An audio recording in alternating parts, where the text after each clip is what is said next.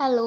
तर मी आज इकडं काय करत होते, पिल्लूचं सगळं ब्रेकफास्टचं सामान एका डब्यामध्ये भरून ठेवत होते. कारण की कालच आम्ही डीमार्टमध्ये जाऊन आलो आणि जोपर्यंत सगळं सामान व्यवस्थित लावत नाही तर बायकांच्या जीवाला शांती नाही भेटत.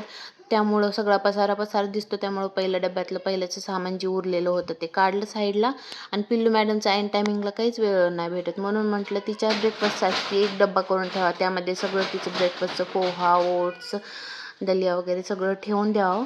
म्हणून मस्त असा टाईम भेटला होता. संध्याकाळी चहा वगैरे पिऊन झालं. त्यानंतर म्हटलं काय करायचं आता, मग एवढंसं काम करून घ्यावं. मॅगी मसाला, पास्ता हे सगळं आमच्या पिल्लू मॅडमला लागतं.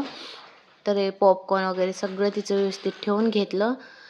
आणि या डब्यामध्ये अक्षरशः माझ्या दिवाळीचा चिवडा उरलेला होता आणि मला टाकूशीही वाटत नव्हता, कारण की खूप टेस्टी झालेला होता. पण टाकल्याशिवाय काही पर्याय नाही म्हणून आता टाकून दिला ठेवून.